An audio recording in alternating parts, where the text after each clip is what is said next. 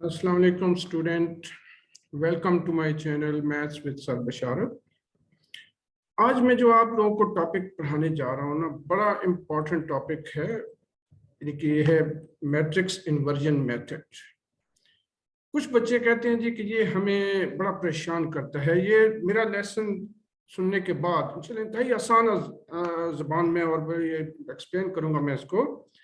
तो ये जो आपका जो जहन में खौफ है जी कि ये मुझे परेशान करता है, इसका क्वेश्चन मैं ठीक नहीं कर पाता, तो वो इंशाल्लाह ये लेक्चर के बाद जो है ना बड़ा इजी महसूस करेगा अपने आप को इस मेथड में। ठीक है, तो गौर से सुनिएगा जो मैं बातें आपको बताऊंगा या जिस तरह मैं प्रोसीजर आपको फॉलो करवाता हूँ, तो वो आप जरा गौर से सुनिएगा और उसको फॉलो कीजिएगा और प्रैक्टिस कीजिएगा एक दो क्वेश्चन इसके। फिर इंशाल्लाह जो आपकी परेशानी है ना वो बिल्कुल खत्म हो जाएगी। इसमें जो इन्वर्जन मेथड की परेशानी है ना वो आपकी परेशानी नहीं रहेगी। ठीक है, चलिए जी शुरू करते हैं।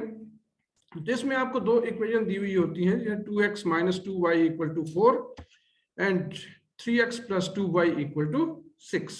मतलब ये आपको दो इक्वेशन दी हुई हैं। हमने इन दोनों इक्वेशन को मैट्रिक्स मेथड से सॉल्व करना है। तो मैट्रिक्स मेथड्स में सबसे पहला काम जो ये हम करते हैं कि इसके कोएफिशिएंट का मैट्रिक्स लिखते हैं। मतलब ये तीन चीजें यहाँ में नजर आ रही हैं।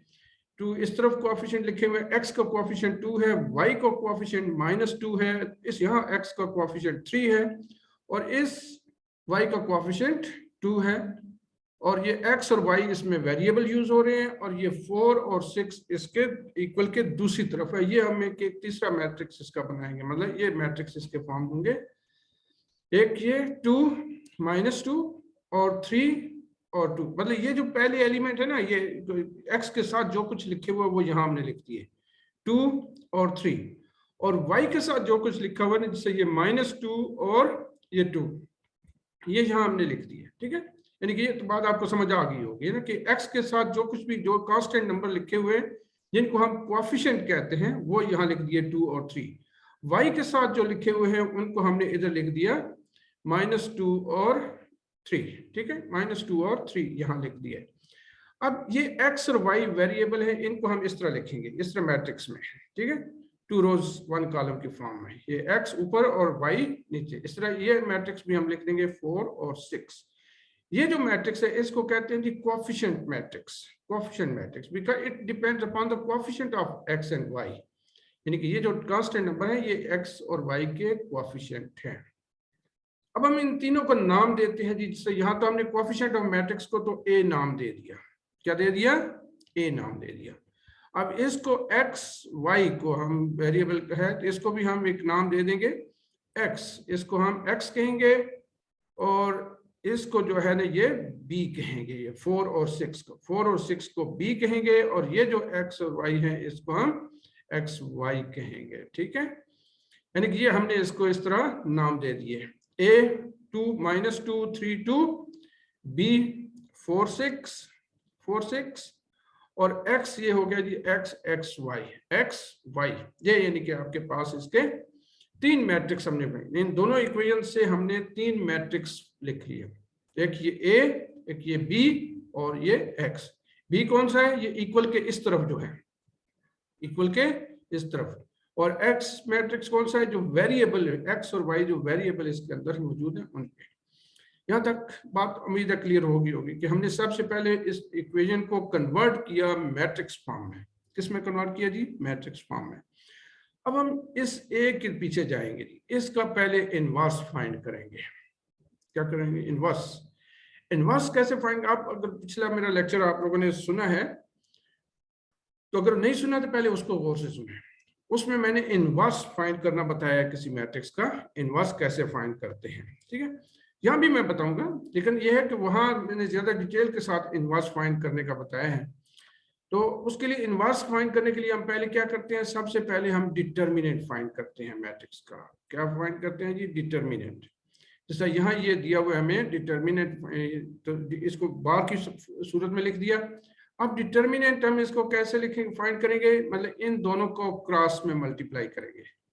ये 2 2s are 4, 2 2s are 4, दरमियान में माइनस, फिर आपने इसका दूसरा प्रोडक्ट जो है ना, दूसरा प्रोडक्ट इसका लिखना है दूसरा कौन सा, ये दूसरा क्रॉस, इन एलिमेंट का क्रॉस ये, ठीक है। तो ये 3 और -2 मल्टीप्लाई होकर 3 और -2 मल्टीप्लाई होकर क्या हो जाएंगे, -6, -6। अब आपने देखा कि पहला क्रॉस में आ गया जी 2 2 जार 4, माइनस दरमियान में ये फार्मूला माइनस है, और 3 - 2 से मल्टीप्लाई हुआ 3 2 जार 6, -6, ठीक है जी।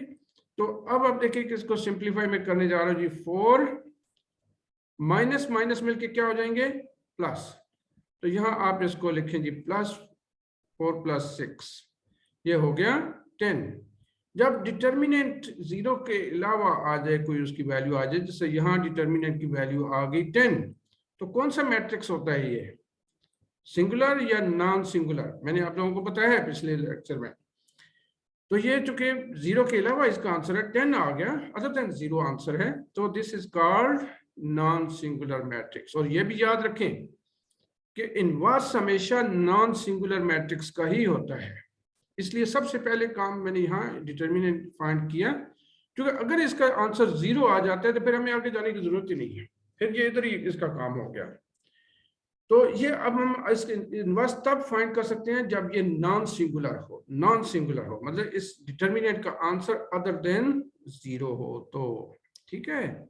चलिए इसलिए अब हम जब यही फाइंड हो गया, अब इनवर्स के लिए दूसरी चीज क्या फाइंड करनी है, मैंने आप लोगों को बताया था कि दूसरी चीज हम फाइंड करेंगे इसमें एडजॉइंट। तो एडजॉइंट में मैंने क्या बताया हुआ है कि इन दोनों की पोजीशन चेंज करते हैं, इन दोनों की, ये जो पहले डायगोनल में एलिमेंट हैं इनकी पोजीशन चेंज करते हैं, और इनका क्या चेंज करते हैं जरा गौर करें। मैंने पिछले लेक्चर में बताया था कि क्या था, इन दोनों की साइन चेंज करते हैं। ये जो दूसरा क्रॉस है ना डायगोनल्स, इसके साइन चेंज करते हैं, ये इनकी पोजीशन चेंज करते हैं और इनकी साइन चेंज करते हैं। तो ये 2 2 है, चुके यही रहेंगे, ये -2 था +2 हो गया, और ये 3 था ये -3 हो गया, यानी कि इनकी साइन बदल दी, इनकी साइन बदल दी हमने, ठीक हो गया जी। यानी कि ये क्रॉस में ये 2 2 हो गए, और ये 2 और -3 हो गए, इनकी साइन बदल दी। तो ये दो चीजें हमें इनवर्स फाइंड करने के लिए, मैट्रिक्स के इनवर्स के लिए जरूरी है, डिटर्मिनेंट और एडजॉइंट ऑफ मैट्रिक्स।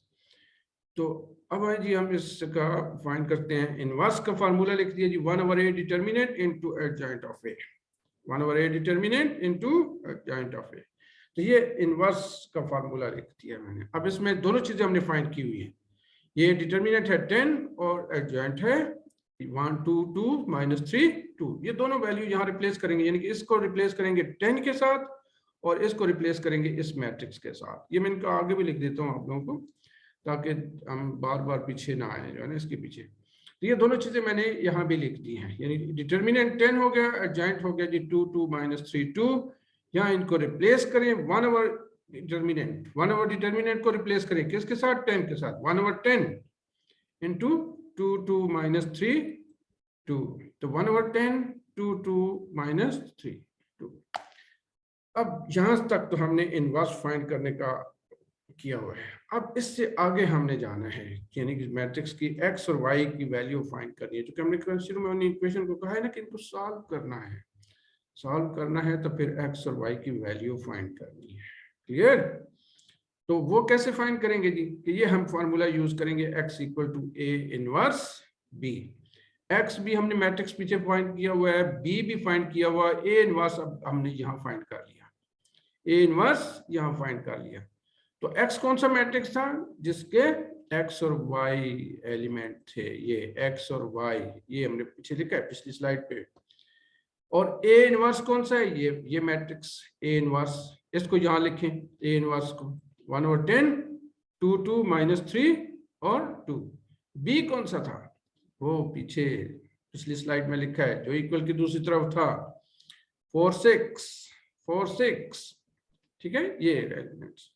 तो ये तीनों चीजें हमने इस फार्मूले में प्लेस कर दी, x determinant, x matrix find कर दिया जी, इसमें पुट कर दिया, a इनवर्स पुट कर दिया, यहाँ ऊपर हमने ये फाइंड किया हुआ है a इनवर्स, और b मैट्रिक्स यहाँ पुट कर दिया। अब क्या करेंगे, इन दोनों को मल्टीप्लाई करेंगे, दोनों मैट्रिक्स को मल्टीप्लाई करेंगे। मल्टीप्लिकेशन का मैंने आप लोगों को बड़ा क्लियरली बताया हुआ है कि मल्टीप्लाई करने से पहले आपने इस मैट्रिक्स के कॉलम, फर्स्ट मैट्रिक्स के कॉलम, सेकंड मैट्रिक्स की रो चेक करनी है, बराबर है या नहीं है। तो देखिए, तो यहां तो ये दोनों जो है वो बराबर है जी, इसके 2 कॉलम है और इसकी 2 रो है।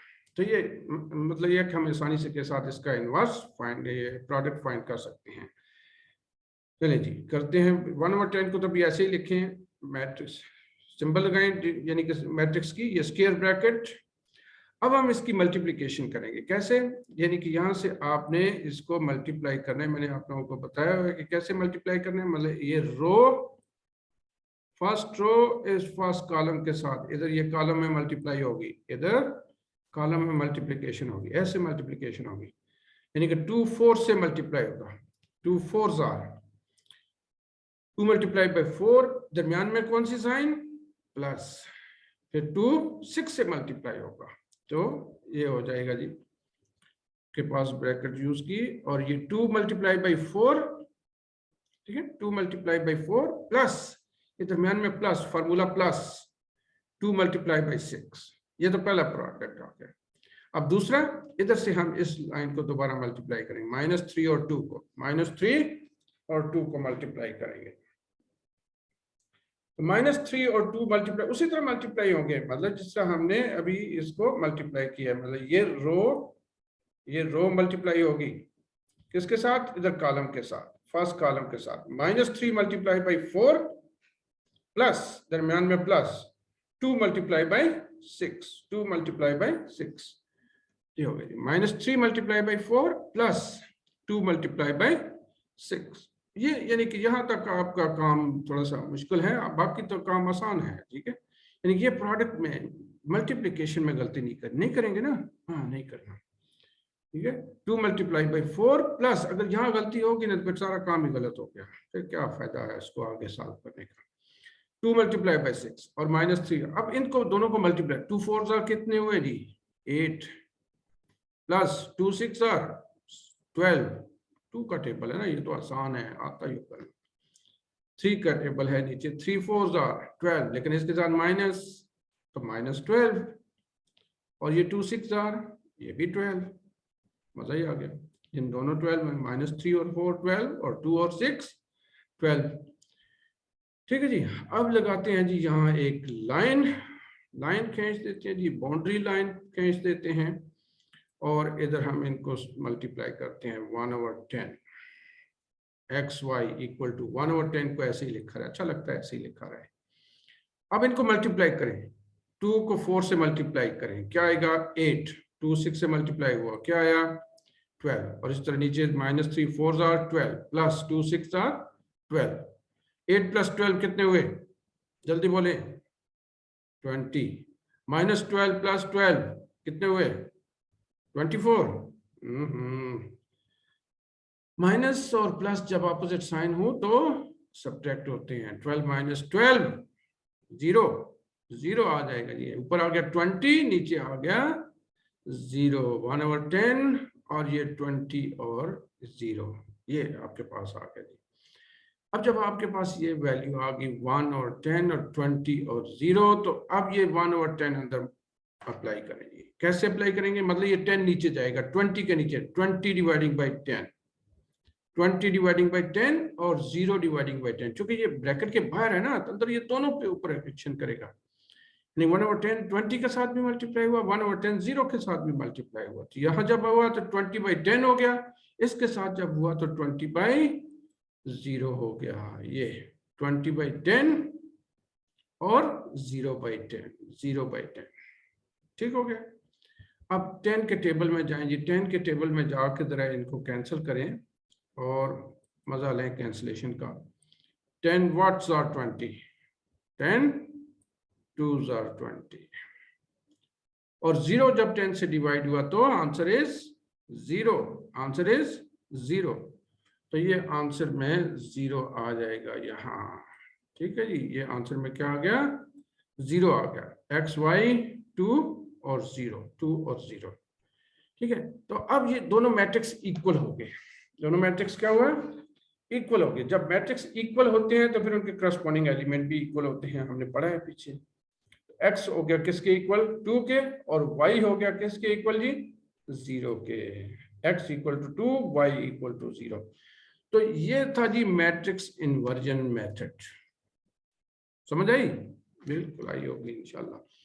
तो आपने देखा सबसे पहले हमने डिटरमिनेंट उसके कोएफिशिएंट ऑफ मैट्रिक्स का और फिर उसका डिटरमिनेंट फाइंड किया। सबसे पहले डिटरमिनेंट फाइंड करना है ताकि अगर मैट्रिक्स ये सिंगुलर है तो फिर हम उधर ही छोड़ दें। अगर ये नॉन सिंगुलर, जैसे ये नॉन सिंगुलर है तो हम इसको आगे लेके चले हैं। तो डिटरमिनेंट फाइंड करें सबसे पहले, फिर एडजॉइंट फाइंड करें। एडजॉइंट में हम ये पोजीशन चेंज करते हैं, इनकी साइन चेंज करते हैं।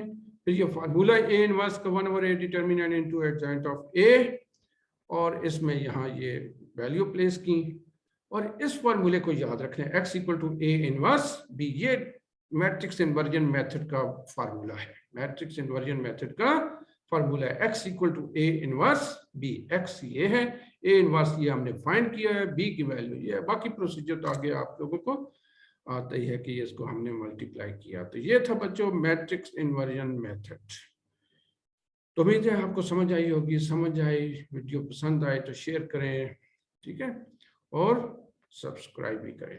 अल्लाह हाफिज, दुआ में याद रखिएगा। ओके।